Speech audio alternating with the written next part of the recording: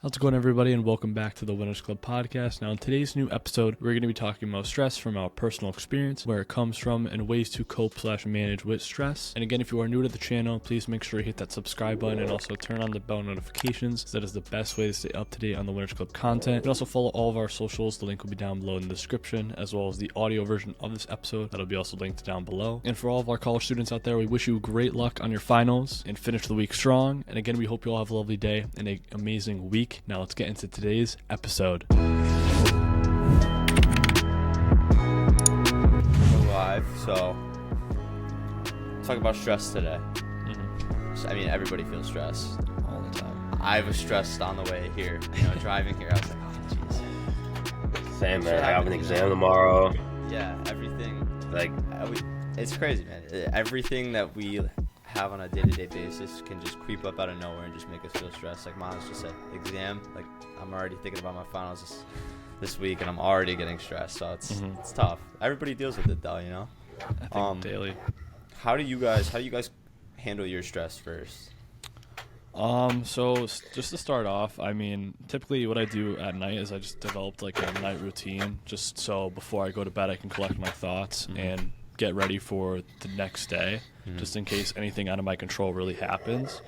And I think like the most important part for me is I read before I go to bed, and I don't read like I read a book called it's sort of like 366 Meditations, which it has a quote. It's like a life lesson at the top, and he sort of explains the whole life lesson to that, and that sort of makes me think and collect my thoughts. And then I also meditate before I go to bed, and then write my journal before I go to bed. That sort of collects my thoughts, how I felt that day, and sort of analyze how I was thinking that day, whether I was thinking negatively, whether I was thinking positively, and just watching my thoughts. I think that's the first step to sort of solving like the stress, the constant stress, whether that's short term or you're feeling long term. It's just recognizing your thoughts and acknowledging them is, I think, the first step.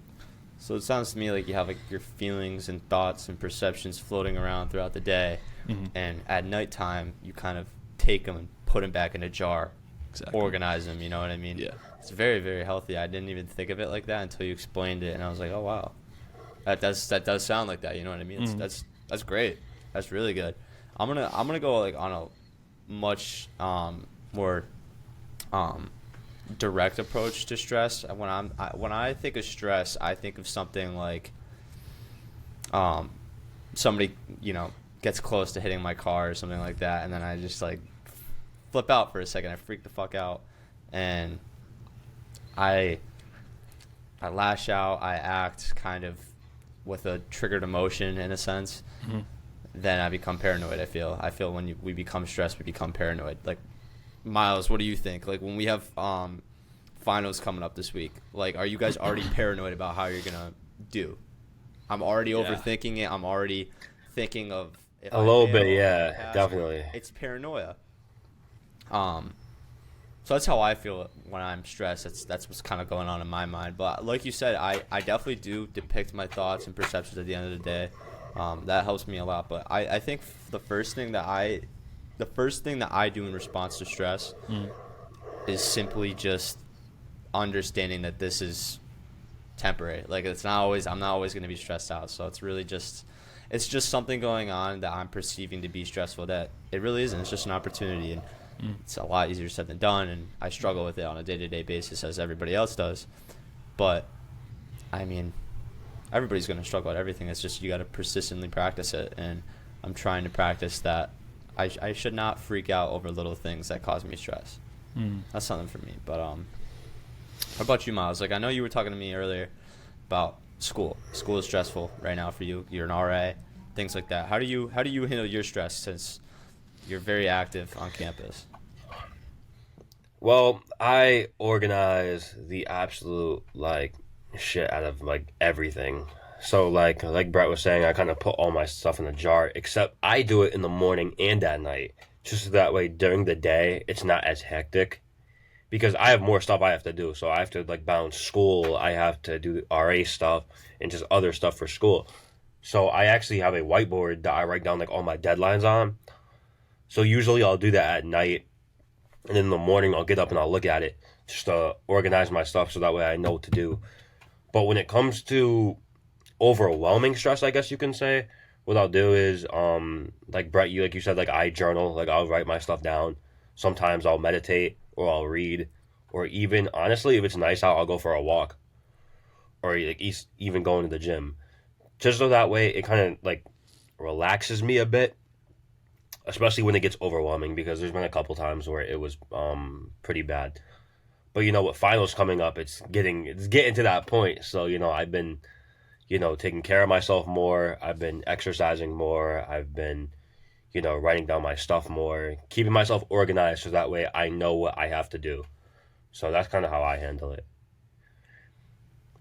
Scheduling is definitely a big help and stress. I mean, I stress out a lot too. Like when I look at my agenda or my planner for the week, and I see a ton of things piled up later in the week, that stresses me out a little bit. Because I'm like, oh, okay, I'm gonna have to do that. Right now, it's a little less intense, and the intensity is gonna kick up as the week progresses.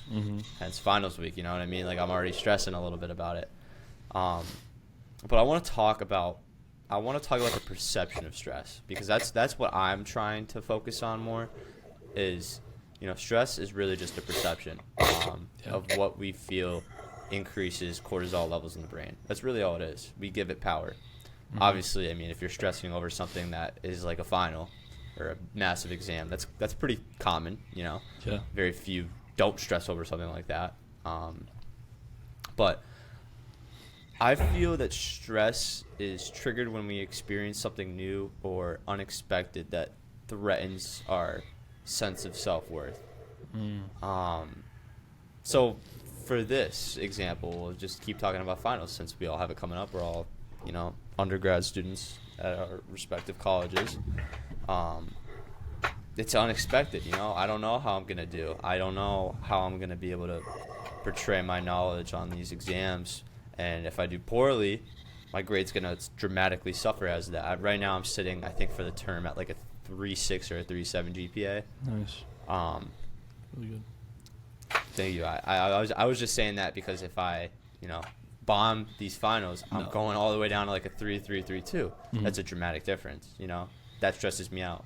But I think that's what stress does, is it is kind of the first pathway of overthinking. As soon as you're stressed out, it just creates cortisol, erupts and erodes your brain into thinking all of these negative situations. Correct me if I'm wrong, but do you guys feel that way? I definitely think a lot of people too is they become like the victim towards their stress and not sort of like, oh, I'm in control of how the outcome may go. Whether, if it's I have an exam, the best thing I can do is study hard for it. And a lot of the times, I think a lot of people have a fear of, they worry a lot about that stress. And I was just about to say the fear of worrying is a big factor to it. And a lot of the times, I just think just starting, like if I have an exam come up in like a week, just start studying, get in control of it. And also, don't forget to have fun too. While you're, doing all this hard work, like every week, you're just dreading the next week. Always have that balance, whether it's during the day or at the end of the day, whether it's, go on walks or read a book or go on a jog. Just having that sort of system that can still allow you to have fun and, reduce stress hormones, I think is like a perfect match for just balancing life problems. For sure. When I said something like about my GPA comparison, I said the word if. I wanted to emphasize the word if because if will only exist if I give it power. Does that make sense? Yeah. You know what I mean? I have control whether it's minimal or substantial. Like you just said, we have control over our stress. So if I'm lacking in studying and then I start stressing over it because of my lack of preparation for it, then I'm not helping myself. Yeah. And I feel that's where a lot of people go wrong, is that they identify that they're stressed. There's no doubt about it. I mean, you could see it. People become physically ill when they're stressed. You could just tell they're distressed in their facial expressions, their body language. I mean, as a psychology major, I picked up on all of these things once I learned about them in people. And I realized, wow, people really live on a daily basis with high levels of cortisol just seeping through their mind. Yeah. It's scary. It's scary because when we think with stress, we don't make the best decisions. I feel, especially when we just initially feel it. It's like opening a vault of just negativity. I mean, there's nothing really that comes good from entertaining the idea of stress. Yeah, it activates your fight or flight response. Exactly. Your heart beats faster. You start sweating, muscles tense up, and Get like these butterflies in your stomach. yeah. And I all think that. like when that happens to me, it's like I can't think really. I'm blocked. Like it's true. When you're stressed, you're just completely blocked of how like what you're acknowledging in that situation. I feel like I have a cement block on my chest when I feel stressed. It's Yeah. hard to breathe. It's hard to comprehend Exactly. things and think Yeah. clearly. I feel like sometimes too though I get overwhelmed by my responsibilities. Like that's what Miles, I feel like your levels of stress, that's kind of the idea it gives me, because you like you said, you have like this this whiteboard of all the things you need to get done, your responsibilities, your daily tasks. That could potentially overwhelm you if you see a bunch of things per se. Thursday, say you have like 2 or 3 finals and you have to go work after and do rounds and things like that. That appears to be stressful initially once you first write that, right? Yeah. Yeah. So it's about identifying your overwhelming responsibilities and kind of reducing them, not only day by day, but task by task. I like to write out this. I rip off like a page out of this notebook I have every single day, and I just write to accomplish for today. That's why I title it every single day. Been doing this since end of September, I think. Every day. I can't skip a day. Yeah. Even if I try to skip a day, I just end up doing it. Even if it's at like 9 p.m., I'll just write out everything I wrote, or I'll write out everything I did and Yeah. fold it up and put it in the folder of everything I wrote. But I feel sometimes that I overwhelm myself when I'm writing down like 15 different things. Yeah. And I'm like, oh shoot, I know I'm gonna feel like shit if I don't do it. So I have to do it. And then I'm stressing myself out and I'm not putting in my best effort. And that's another thing I want to talk about. Is when we feel stressed, we don't put our hearts into anything.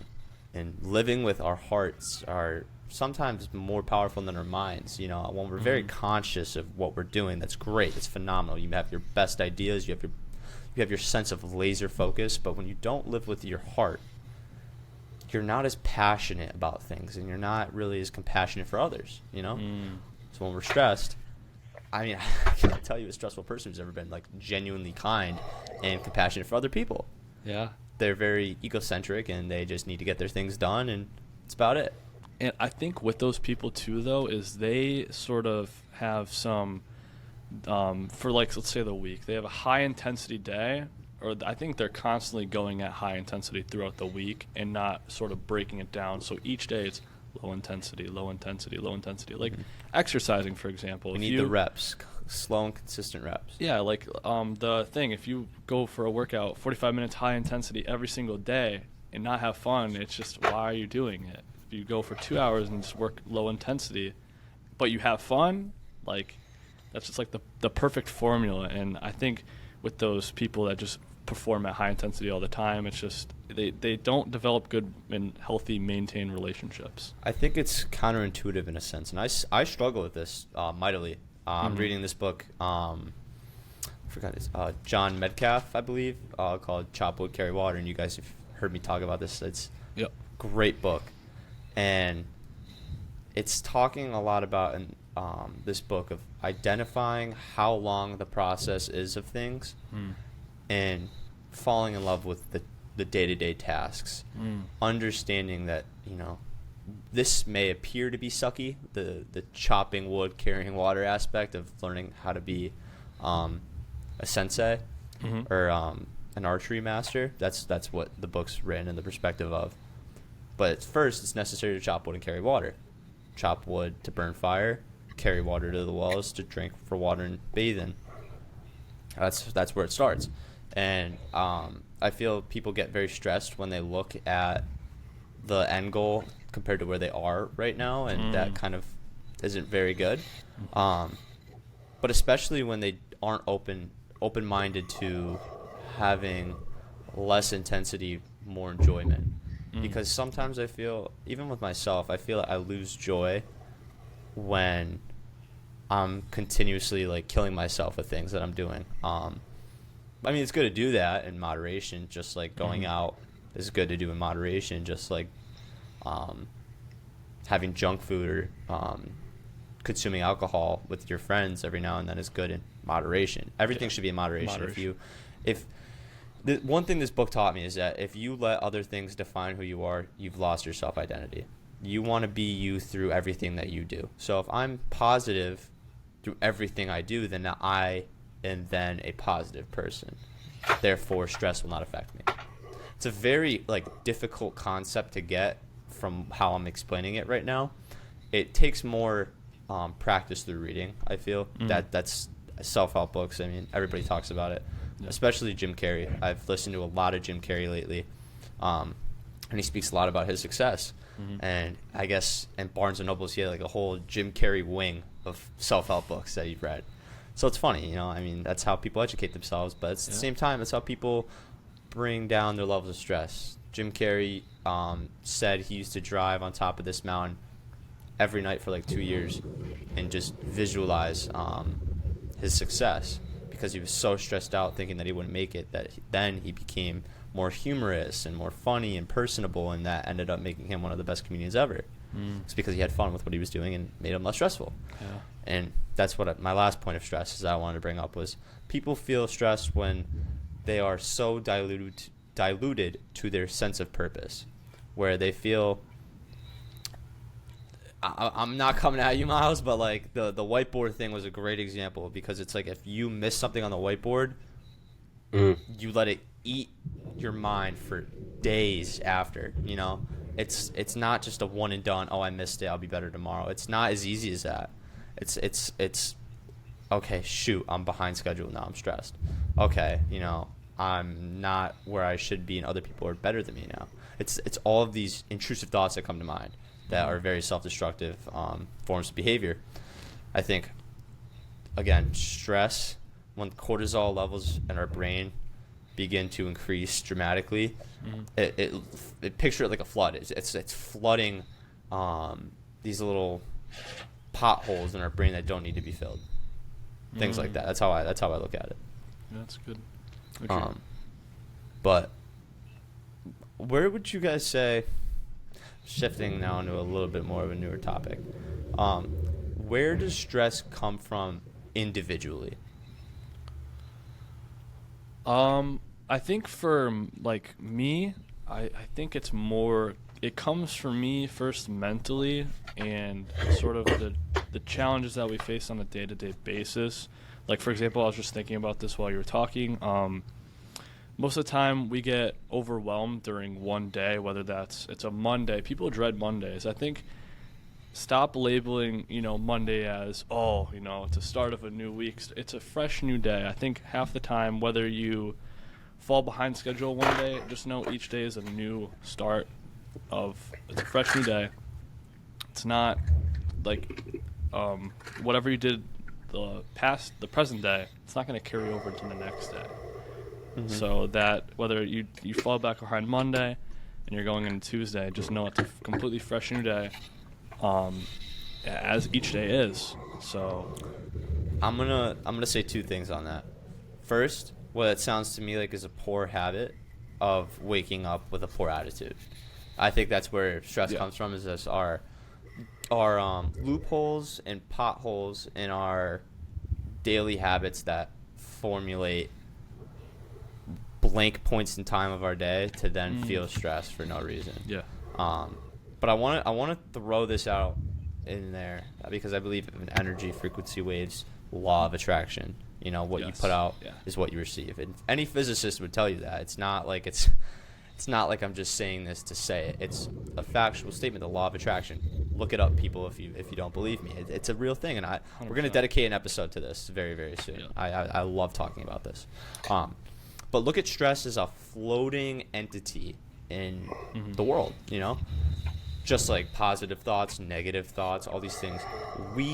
It's like a fishing rod. We fish out what we want to feel subconsciously, and we reel it in. So you are subconsciously choosing to feel stress. It's because you're looking at that perception and kind of viewing it as, that's relatable. I'm going to pull you in now. Let's not do that. Let's just not do that. Let's just focus on, okay, this will come subconsciously. I may attract a bit of stress, but I'm not going to let it consume me because it was out there for a reason. It's not me. That's not my personality. You know what I mean? Yeah. And that's what I wanted to go back to from my previous point of the chop wood, carry water example, was how the master Master Akira, who is teaching the apprentice John, who's like the perspective of the book that's written in, is teaching him that. Is teaching him, okay, don't lose your self-identity through these different things like stress, through loss of self-belief, nagging persistence. You know, this guy John hates carrying wood and chopping, or hates chopping wood, carrying water. He's so sick of it. He just wants to shoot bows and arrows. Well, you can't do that. You know, he's got to learn the skills of persistency, things like that. We have to persevere through stress. It's really as simple as that. Yeah, you just sparked up a good point in my mind where people, especially when they're trying to deal with stress, they want it to happen like that, like rapidly, super quick. But I think it's more so just over time trying new things, which I think another thing too is, you know, developing good hobbies, whether that's something you wanted to try for the longest time but don't know where to start. I think just starting is the best possible form of controlling stress and dealing with it and coping with it, just developing new hobbies. Trying new things is good. I feel that's a little bit more of an extreme thing. Maybe I'm gonna cut you off because I didn't get to go. I know you haven't been talking. I thought you were gonna talk and then let me go, but then you kept going.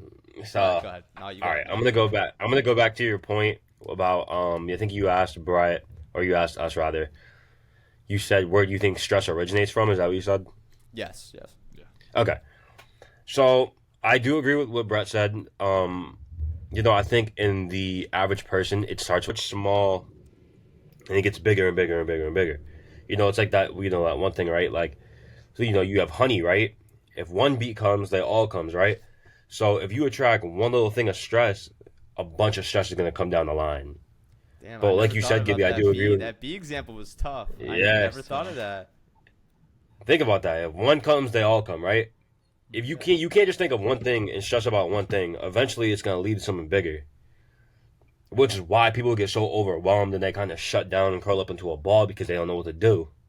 If you stress yourself out on one little thing.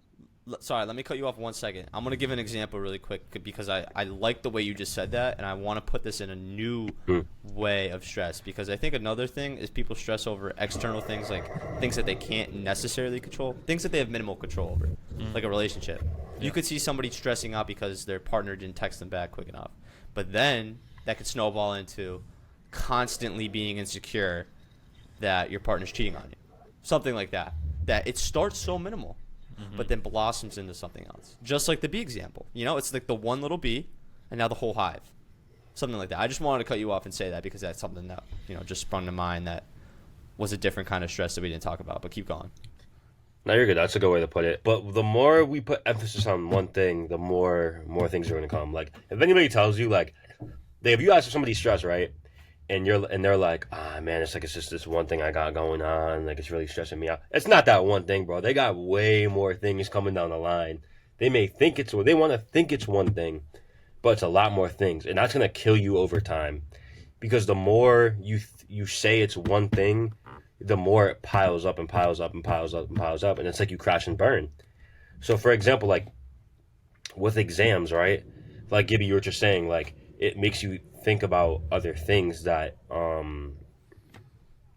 may be a possibility, but you're overthinking them. So like, say you're stressing about an exam, then it's like, oh, you didn't study. Oh, you're about to fail this exam. Oh, you're about to fail your class. Oh, your GPA is about to go down. Like stuff like that. There's more than just one thing. I am just a firm believer that if somebody's stressed about something, it's a way deeper iceberg than you think it is.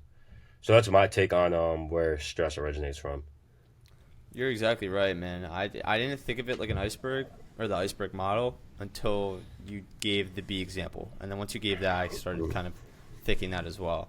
Because just that one example alone of what you just said of what I talked about, like the finals, it started off with, oh, did I study enough? All the way down to, oh, is my GPA going to drop? You know what I mean? Like, that just totally escalated because of my stress, and then I overthought everything after that. And that's exactly what it is. I think stress comes from the fear of failure, for sure, individually at least. If you feel that you gave a strong obligation to do something and you're kind of on the fence of completing it or failing at it, you automatically, it's human nature, your instincts kind of just switch, and okay, I'm really stressed now. I'm panicking. Fight or flight, like you said, Brett. Yeah. Fight or flight. And it's the fear of failure, of letting yourself down or others down that depend on you. It's really just it's a silly perception. I mean, fear of failure should not be looked at as I'm totally letting everybody down who counted on me. No, it's this perception didn't work. Like we always talk about, power perceptions are crazy. But now let's get into I think we've addressed stress enough. So how can we decrease stress or cortisol levels in the brain? Definitely keeping yourself busy, trying to keep yourself, let's see, whether it's exercising, meditating, reading more, writing stuff down more. And honestly, one of the most important things that people don't really do a lot is getting enough sleep. You may not think yeah, I get you have to cram for an exam. Okay, you're up till 4 a.m, and then say your exams, they say it's in the morning. Say you get like 3 hours of sleep, right? That's not sleeping. You can't sleep your stress off unless you get a good amount of hours of sleep. If you at least get like 7 to 8 hours of sleep, okay. But if you're cramming for an exam, which is why I don't believe in cramming for exams, because then you only end up getting 3 hours of sleep. You may think that you got a lot done, but those 3 hours of sleep, you're going to wake up stressed. And then you're going to have that, like you said, give you that fear of failure. You're going to wake up, you're going to say, you're going to wake up, you're groggy, you're tired as hell, you have an exam in 30 minutes, and automatically you're thinking, damn, am I really going to do good in this exam? You're already speaking it into existence subconsciously that you are going to fail the exam. So you are probably going to fail the exam. But back to my main point, I mainly think keeping yourself busy, keeping yourself relaxed in any way, shape, or form. Do something that's fun. What's something that you enjoy doing that relaxes you? And do it. That's probably the best advice I can give. Because at least you're having fun with it, and at least it's relaxing you. To the point where you're kind of, I guess, like I said, de-stressing yourself and just doing that. So, what do you think, Brett?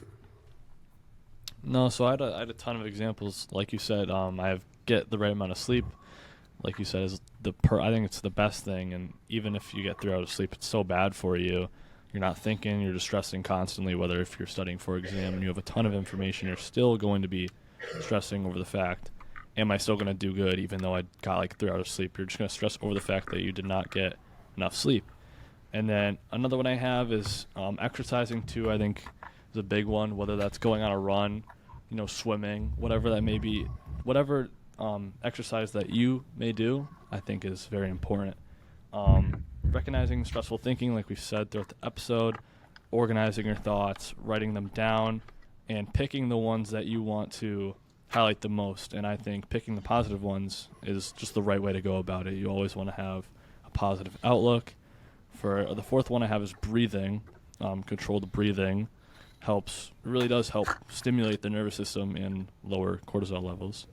And a huge one that I want to highlight is, having fun and laugh. Just have a great time with your friends, family, yourself. I think having self-talk is very important. Having a one-on-one with yourself, whether that's at night, in the morning, on the way to work, whatever that is. Just, always talking to yourself, letting everything know, like, whatever the stressful situation may be, it's only temporary. You can move on from it. And the one I said earlier was developing hobbies, and from this article I found, it says a study showed that 49 middle-aged veterans showed that taking up gardening, a new hobby that they had, decreased levels of cortisol better than like conventional occupational therapy. Oh, wow. Yeah. Wow. Well, gardening could be therapeutic as well, too. Yeah? I think an appreciation for nature is definitely a great thing to have for decreasing stress. Miles, it was you who said maybe go on walks to kind of calm you down, right? Yeah. I do the same thing. It's very peaceful. I mean, just having having the understanding of nature, that okay, everything's going on in nature. There's a bunch of wild shit going on. How am I going to stress about this right now when there's a whole world out here? I'm not going to be defined by a test. I'm not going to be defined by a stressful situation. I'm going to be defined by who I am in life. Yeah. It's enlarging your perspective. I want to talk about your breathing real quick, because that's really what I found helpful. So in my past, I feel when I was stressed, I was hyper vigilant with my breathing. I'm so stressed right now. Oh my gosh, it's kind of how I was feeling. But simply, we just need to practice controlled breathing. Everything's gonna have to come with practice. So if you want to really emphasize decreasing your levels of stress, it's going to have to be a practice. Just like anything else, you have to practice it. If you want to be a good soccer player, you're going to have to practice. If you want to gain weight, you're going to have to practice weightlifting. You're going to have to practice these things. So it's a practice. It's a practice. Some people don't believe in it, but it's true. Number 1, Andrew Huberman's inhale techniques. This one I use every day. Every day I encourage it. I'm so passionate about this because it works like a charm. So what you do is you inhale 2 times, but the first inhale, you go literally until like 95% of your lungs are full with oxygen. So you go, and then right when I'm all the way up at that level, I squeak in. You hear that? Like a little bit more air. And then you let it out once. You do this 3 times, and you will decrease the cortisol levels in your brain by 40%. Wow. Significant. I mean, do it right now. All of you do it right now. I know it's kind of weird, but do it right now. Just tell me how you feel after you do it. So take a deep breath. So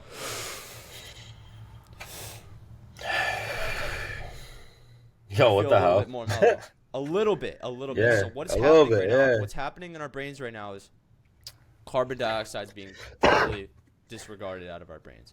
So don't do it too much because you're gonna get lightheaded. But feel a little bit more calm. Yeah. Is what it's supposed to do. For me, I feel it significantly because I've been practicing it now for 2 weeks, I think. So for me, it works like a charm. Love it. Works for me. 10 out of 10. There's a second one though. Haven't really tried it as much. It's a boxed breathing technique. I don't know if you guys know what that is. No. So it's like I think I've heard of that. So it's like a 5-5-5 rule or 4-4-4. Okay. This one's a 4-4-4. So it's Dr. Joe's breathing techniques, the box breathing. Saw a YouTube video about this. I tried it. It works, but it's not for me. I would prefer Andrew Huberman's inhale techniques. So what you do is you inhale for 4 seconds. If one of you guys wants to like be my guinea pig for this, so inhale for 4 seconds. Hold for 4 seconds. Exhale for 4 seconds. And then hold your breath for 4 seconds. And you're supposed to repeat that 4 times. Yeah. It's a bit static and it's too strategic for me. Yeah. I feel like it's just... Yeah, that's too much. I wouldn't... Maybe when you get good at it, yeah.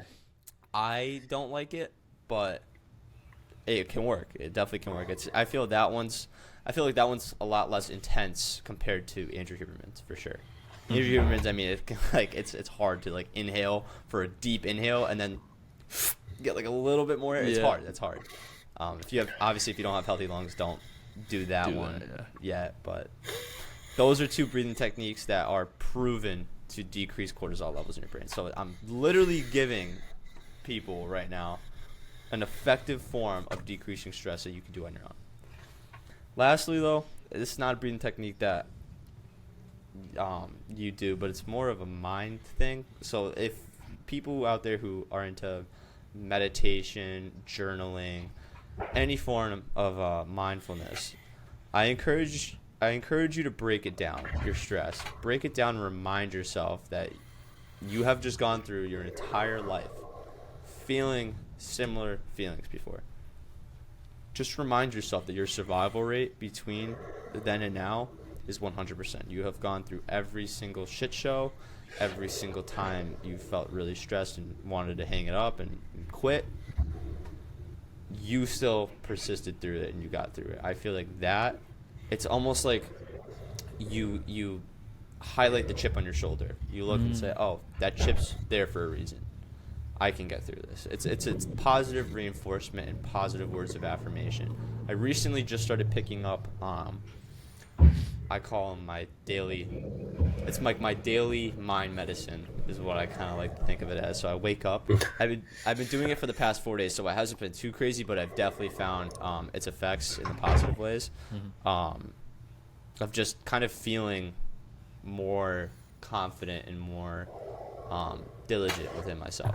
So I wake up, I write maybe 5 sentences along the lines of, I believe in myself, I have faith things will be good in my life, I will become successful, I love God, and I love myself.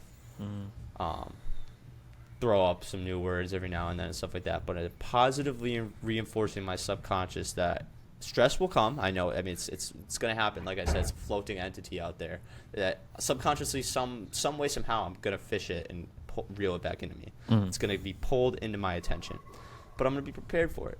I'm going to make sure that when I'm greeted, I'm welcoming it because it's just a part of life. That I greet stress and tame it right then and there. I don't overthink about it. And that's really a big goal that I'm trying to focus on because I have been a reckless overthinker before. I have gotten lost in my stress, and that has significantly helped me, and I'm only 4 days into it. I'll document more of my thought process on that. But if anybody really wants to know more information, I sample a lot of what I say from Andrew Huberman, who's a neuroscientist. He's a laboratory-based podcast of his experiments. And some of the things he says is just like the inhale techniques, totally legit. So yeah. I mean, that's really all I gotta say though about stress. It's really just something that's floating out there, and welcoming it and addressing it head on is the best thing you could do. Now, I hope you enjoyed today's episode. Again, if you are new to the channel, make sure to hit that subscribe button and also turn on the bell notifications. So that's the best way to stay up to date on the Winners Club content. And also make sure to like the video and comment below what you thought of today's topic. We have also future topics such as the law of attraction that we think would be a great video. Let us know in the comments below what you think of that. And now we hope you all have a lovely day and a great week, and really wish you guys the best of luck on your finals. And until next time.